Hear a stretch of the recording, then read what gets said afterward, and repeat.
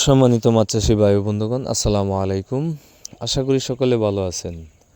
বরাবরের মতো আজকেও আপনাদের মাঝে আরেকটি নতুন ভিডিও নিয়ে উপস্থিত হয়ে গেলাম।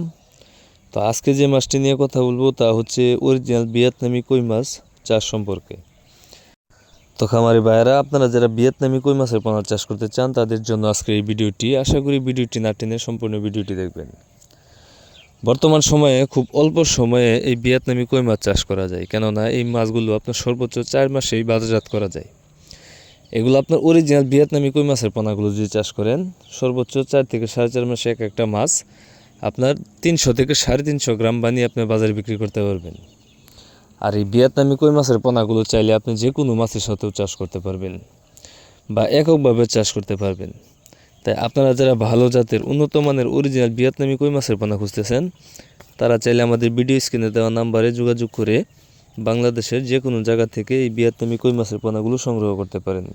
আমরা ইনশাল্লাহ আমাদের হ্যাচারির বড় বড় বাছাইকৃত বুট থেকে এই ভিয়েতনামি কই মাছের পোনাগুলো উৎপাদন করে থাকি। তাই আপনারা চাইলে নিঃসন্দেহে নিয়ে চাষ করতে পারেন। আর এই মাছের পোনাগুলো আপনার প্রতি শতাংশে 400 থেকে 500 পিস চাষ করতে পারবেন। আর যদি মিশ্রভাবে করেন, প্রতি শতাংশে 200 থেকে 250 পিস আপনি চাইলে যে কোনো মাছের সাথেই চাষ করতে পারবেন। তো মাছ চাষি ভাইয়ারা, আমরা সবসময় একটা কথা বলে থাকি যে মাছ চাষ করতে লাভবান হতে হলে অরিজিনাল পোনাই সিলেকশন করতে হবে, তা না হয় আপনি মাছ চাষ করে লাভবান হতে পারবেন না।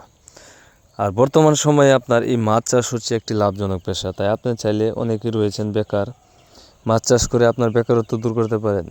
তো মাছ চাষি ভাইয়ারা, আপনারা যারা অরিজিনাল ভিয়েতনামি কই মাছের পোনা সহ দেশি শিং, দেশি মাগুর, দেশি ট্যাংরা এবং কি দেশি গুলশা, ভিয়েতনামি শোল ও থাই পাঙ্গাস, অরিজিনাল মনোসেক্স, তেলাপিয়া সহ আমাদের কাছ থেকে সকল ধরনের মাছের পোনায় সংগ্রহ করতে পারবেন।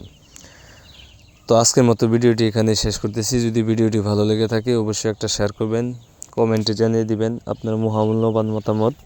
আর আপনারা যারা আমার চ্যানেলটি সাবস্ক্রাইব করেননি, আশা করি আমার চ্যানেলটি সাবস্ক্রাইব করে এরকম আরও নতুন নতুন ভিডিও পেতে সাথে থাকা বেল আইকনটি প্রেস করে দিবেন, যাতে করে পরবর্তীতে আমাদের যে কোনো ধরনের ভিডিও দেওয়ার সাথে সাথে আপনি খুব সহজেই পেয়ে যান।